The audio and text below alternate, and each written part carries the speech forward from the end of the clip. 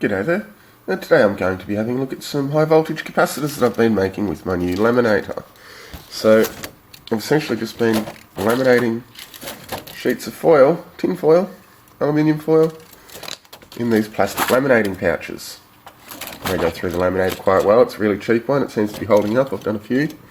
These ones in my hand are some of my blown out ones. You can see there's some scorch marks there where they have popped.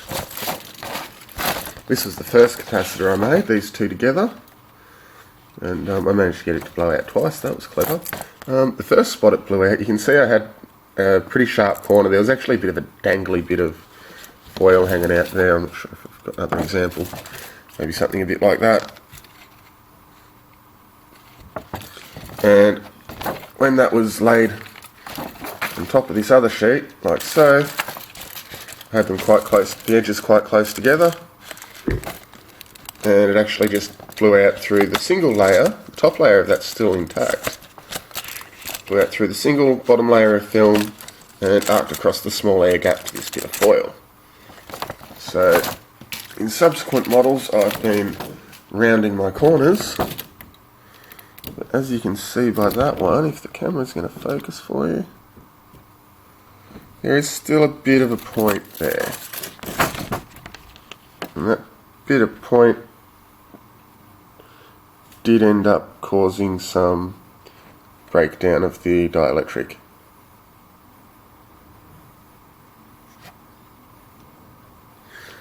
So probably going to get a similar thing happen on these ones here that I've got set up on the bench, but I just thought I'd show you. The capacitance is awesome.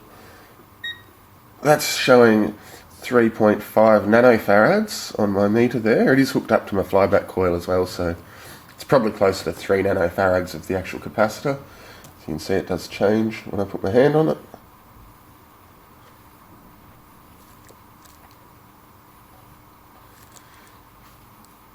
So for just 2 sheets, that's some really good capacitance for the amount of surface area used there. Well, that's very thin. That's total thickness of, I don't know, probably less than half a millimetre. We're looking at a bit over 160 microns for each sheet. In fact, I will go ahead and measure that, just how thick each sheet is. Finally got some batteries for my digital calipers again. So I'll reach right in there across the foil and the plastic.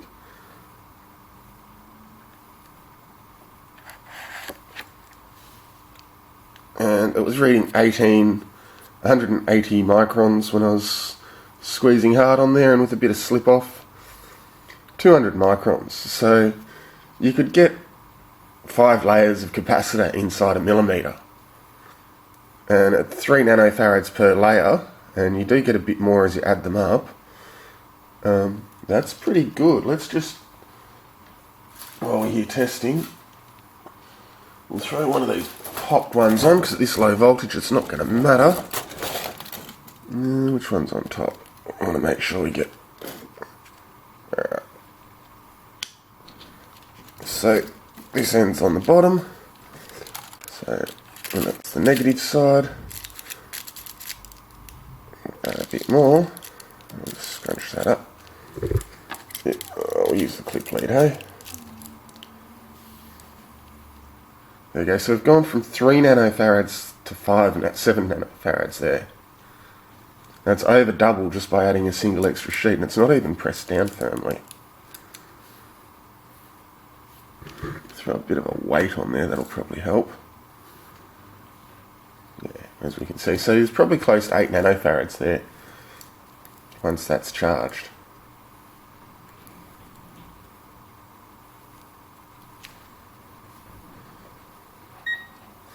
Because once it's been charged, once the sheets cool and force themselves together and stick really tightly. So let's go ahead and do some testing of what sort of voltages these things can take. Now, as you can see, I've got a spark gap set up down here. I'll disconnect my multimeter. This isn't the most accurate capacitor meter around, but it's not too bad. It's close enough for purposes today, just to get a rough idea. And we'll set up the spark gap nice and close. And I'll make sure I've got good contact.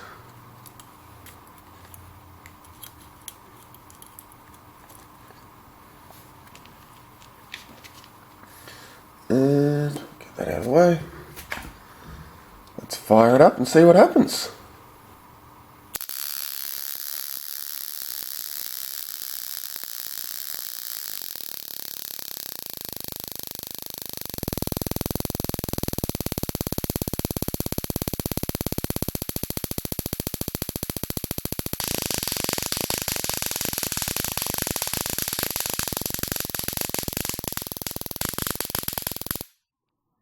And we've had a breakout.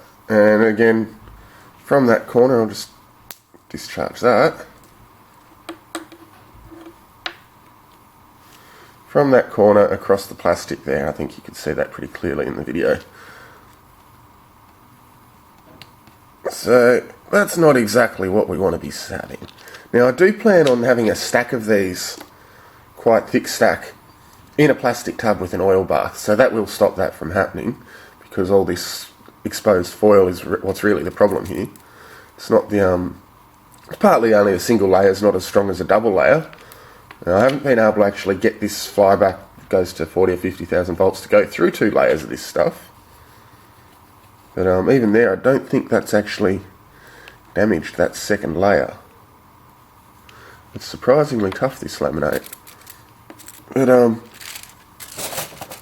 yeah, it's the problem's more that the foil's exposed here than that the insulation's weak. As long as it's got 2 layers to go through before it breaks out, it's just not breaking out. As you can see, we've actually started to cut a bit. It's broken out on the top, and it's started to cut a bit of an arc. It has scorched that bottom part a bit, but I don't think it's broken down the dielectric. So I'm going to leave that bottom sheet on. Actually, no, I'll ditch that bottom sheet because I've got an idea that's a quick, crude way of having that not happen without using the oil bath. What I've done is I've left one side of my foil exposed, so I can get a clip lead on there. Now I've got to work on that method of attachment too, because obviously the foil's going to tear apart if you keep clip leading it. You can't solder it. But what I've done here to stop the breakout is just put a bit of tape on there. It's not brilliant dielectric strength tape, but when combined with the single layer on one side of these, with the other end, I think it might just make all the difference with the air gap as well. So I'll lay down that layer there. I'll stick my lead underneath and I'll clamp it on. And that does reinforce the foil nicely. That's not going to tear out so easily now. So it could be a good thing putting that bit of tape there. Although as you can see, it's sort of shrunk and it's caused, I've stretched it out too much when I stuck it on, I think. Could cause a slight problem there. And this time I'll actually measure the spark gap too, I suppose. So we're probably out to 8 or 10 millimeters when that popped before, and we're using a fairly rounded nut there. The round part measures to be nearly 8 millimeters. I'll turn that on, hey, so you can see clearly. Zero it out. It's on the round part, not on the hex part. And we're 8.7 millimeters, call it 9 millimeters. So from a pair of 9mm electrodes, we had a good 10mm spark gap probably. What was it? It was down around there somewhere. I guess that's only 5mm. Should probably mark some ruler on my sheet here so that you can see more clearly for future tests. But this is just prototype, rough prototype testing, so good enough now. Yeah, we want this top sheet up the other way so that that plastic is not, so that I've got the tape on the downside. Let's test this again.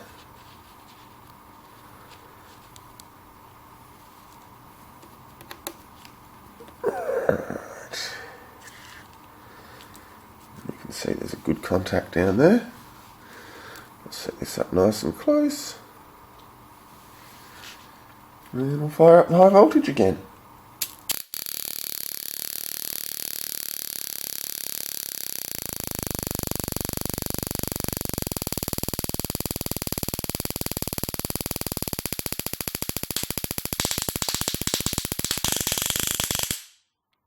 And there it goes on the edge. So it actually did blow out through 2 layers that time. Let's have a look at that spark gap. I better just short that out so I don't hurt my calipers. Hopefully I didn't move anything too much there.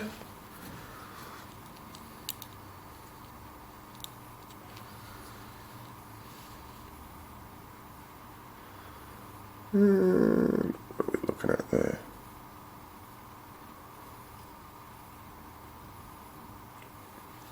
Probably about 4mm. It wasn't quite touching on one side. I just didn't want to open it up further and push the electrodes apart.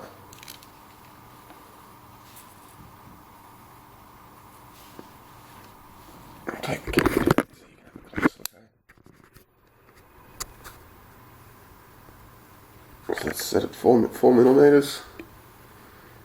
That's pretty much the gap we're looking at.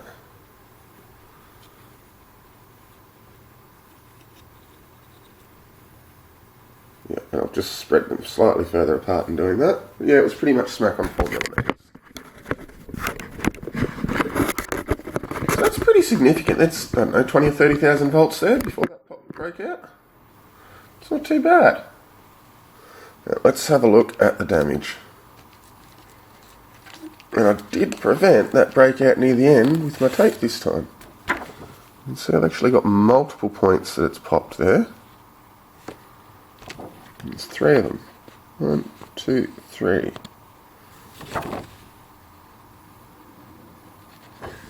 And there's been quite a lot of soot here, so that's probably blown from caused by the other sheet popping. And it survived that rough bit that I left on there, so that's not too bad. I'm getting somewhere here. And it's all around that edge that it's just busted through.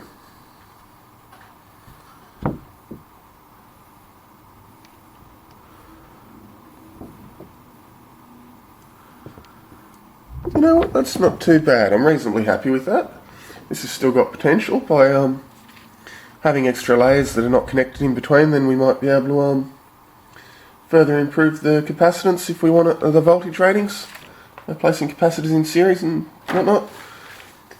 So that could be quite good.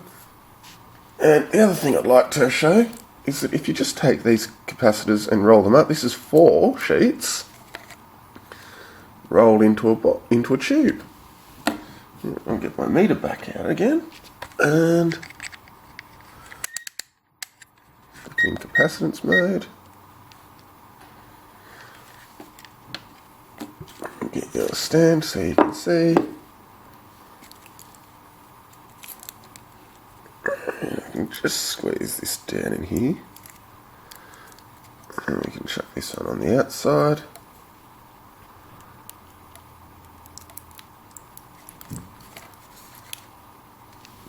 And you can see there, over 18 nanofarads. So by rolling it up, that was about 5 or 6 nanofarads before I rolled it up. I haven't high voltaged it to stick it together. It would probably go up if I did that. And that's, you know, pretty good for the size it is and for the voltage rating. It's not too big. For a homemade capacitor of 18 nanofarads, it's quite good, quite acceptable. So I will get rid of that meter again. And there'll be one more high voltage test before the end of this video, but before I do that, I will destroy this capacitor. We'll see what it can take. Then we will dissect it and look at where it blew. But before I do that, I want to look at how we're going to make these connections, because stick and clip leads on the foil, you can see it just keeps tearing the foil, it's chewing it up. Your capacitor's not going to last long if you keep doing that. And I'm pretty keen to develop this to the point where I can make a long-lasting, permanent, high-voltage capacitor that I can trust. Same deal inside. I've sort of scrunched up the 2 layers of foil from the inside. And there's 2 joins on the inside and 2 on the outside. Making 4 sheets. And it's toughened it a bit, but not enough. So what we really need to be able to do with something like this is have a stick of wire coming out one end from the inside, and a stick of wire coming out the other side. And that way we've got maximum distances for any air arcing and stuff like that. So I've looked at a couple of different products over the last day or so to do that with, because obviously you can't solder to tin foil. And maybe you can, but I've tried lots of times and failed dismally most of them. I have got a few pour bonds a few times, but it generally ends up in eating away a lot of the tin foil. So the first thing that came into my mind is this stuff that I've used to fix metal parts here and there over the years. Metallic cement. And it's great for fixing metal stuff that's got to take a lot of heat. But if I had read the directions properly, I would have seen that it's actually non-conductive. I have tested it and it is indeed non-conductive. But by carefully laying my wire onto my foil and then just using the cement over the top to glue it down, there's still plenty of spots where the bare wire has contacted my foil. And I'll get my meter back out.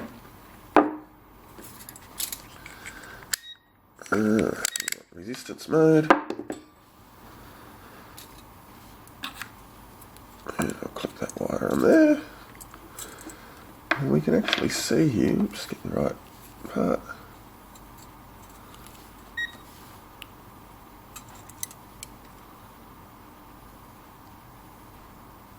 Zero ohms. Now this is a pretty accurate meter. So that's very, very low resistance there.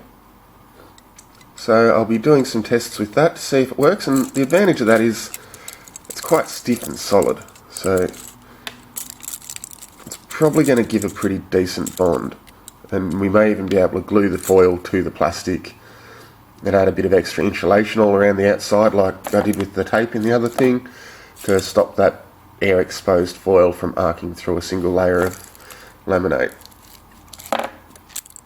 And the other thing I've tested here is this wire glue, which is available all over the place. I got this at a local electronics store. You can get it really cheap on eBay and other online sources. And it's some sort of liquid-based carbon-filled glue. And it's pretty it's runny on top, but it's thick underneath. It needs a good stir or shake before you use it. You can see something's caked up around the sides. And I've tried to use that on foil before and had no luck. But that was when using it inside a cup capacitor. I probably didn't let it dry for long enough before I stuck the capacitor together, and I think there was just no air getting in there. I glued this piece up on this end of this wire last night, and it seems to be bonded quite well. You can see some of the black glue there, and that's pretty solid. That doesn't want to come apart.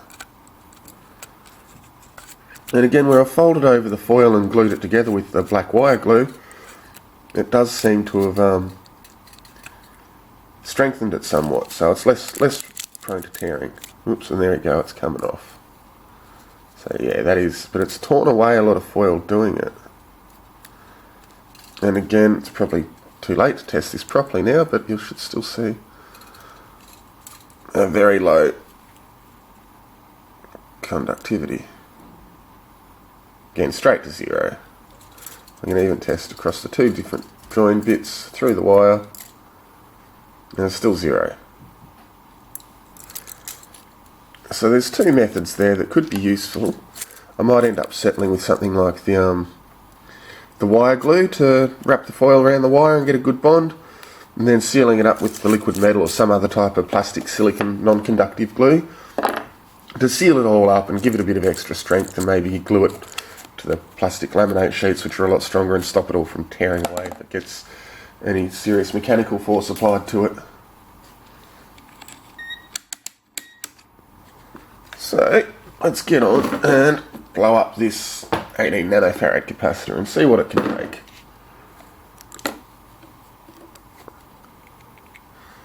Set up the old spark gap again. I've got, just if you're wondering what that bit is there, I've got a lead weight on the back to help keep the spark gap level and stop it from tipping over. And I'm going to need another clip lead. This could get interesting. I'll stick this one on the inside. And this has been torn away a couple of times in there now, and it's starting to get to get attached. There we go. And we might be able to do something like this. There is a bit of foil to foil contact under that tape between these two layers, so I only need to get attached to one of them. If I stick that wire on there, and do that, there we go, we have a bond. Alright, let's test her out. Spark gap set at less than 1 millimeter. Smooth that so it gets zapped.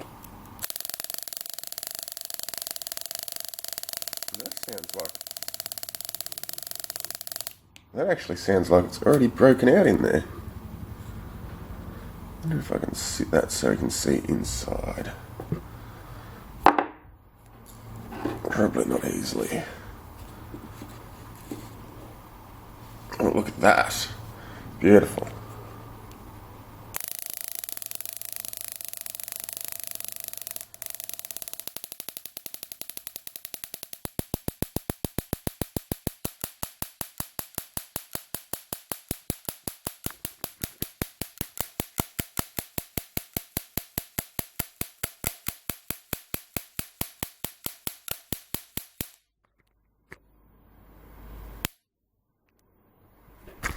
Something.